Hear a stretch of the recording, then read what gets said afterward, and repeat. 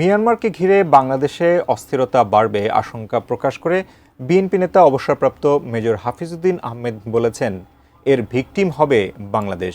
মানবিক করিডোর নিয়ে জনগণ ও রাজনৈতিক দল অন্ধকারে আছে বলেও মন্তব্য করেন তিনি।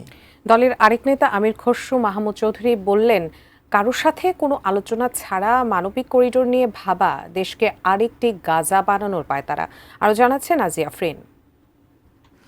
যেটা দেখি সেটাই মঙ্গলবার সকালে জাতীয় প্রেস ক্লাবে মৌলানা ভাসানীর ফারাক্কা লং মার্চ শীর্ষক আলোচনা সভায় বিএনপির সিনিয়র যুগ্ম মহাসচিব রুহুল কবির রিজভী বলেন, ভারতের সাথে নদী নিয়ে শেখ হাসিনা সরকারের করা চুক্তি কারণে ভয়ঙ্কর প্রাকৃতিক বিপর্যয়ে পড়েছে বাংলাদেশ। অভিন্ন 54 নদীতে পানির যে তারা উইথড্র করছে, এটা আমরা হয় জেনেও না জানার ভান করেছি যারা পলিসি মেকার ছিলেন, অথবা আমাদের যেন কিছু করাই নাই।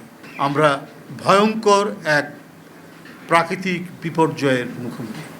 সভায় প্রধান অতিথির বক্তব্যে দলের স্থায়ী কমিটির সদস্য অবসরপ্রাপ্ত মেজর হাফিজউদ্দিন আহমেদ বলেন, অভিন্ন নদীর পানির ন্যায্য হিস্যায় সরকারকে বলিষ্ঠ ভূমিকা নিতে হবে। তবে অন্তর্বর্তী সরকার দুর্বল সরকার বলেও মন্তব্য করেন তিনি।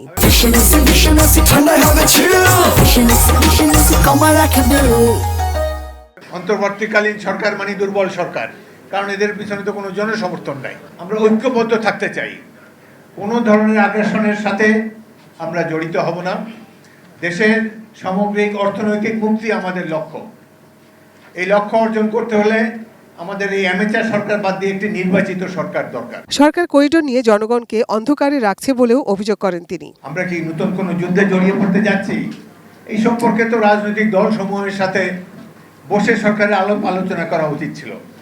কিন্তু দেখি যে পররাষ্ট্র উপদেষ্টা এক কথা বলেন, প্রেস সচিব অন্য এক কথা বলেন, কেউ বলেন যে হ্যাঁ চুক্তি হয়েছে, তবে চুক্তির শর্তসমূহ প্রকাশ করা যাবে না। এদিকে জাতীয় প্রেস ক্লাবে ডক্টর জাফরুল্লাহ চৌধুরীর তৃতীয় মৃত্যুবার্ষিকী উপলক্ষে আয়োজিত আলোচনা সভায় প্রধান অতিথির বক্তব্যে বিএনপির স্থায়ী কমিটির সদস্য আমির খসরু মাহমুদ চৌধুরী বলেন, অনির্বাচিত সরকার মানবিক করিডোরের মতো এমন সিদ্ধান্ত নিতে পারে না। বাংলাদেশের কোনো রাজনীতি ব্যক্তিত্ব জানে না, সিভিল সোসাইটির কেউ জানে না, তাহলে এটা কার এজেন্ডা? এর পিছনে কি? বাংলাদেশকে কি আমরা কি আবার একটা গাজায় পরিণত করতে চাই? এ সময় তিনি আন্তর্জাতিক ষড়যন্ত্র প্রতিহত করতে দেশে গণতান্ত্রিক ধারা ফিরিয়ে আনার আহ্বান জানান। একটি ছোট গোষ্ঠী তাদের স্বার্থ রক্ষার জন্য তারা যদি জিম্মি করে বাংলাদেশকে মনে করে তাদের জায়গায় নিয়ে যাবে, সেটা বাংলাদেশে হবে না।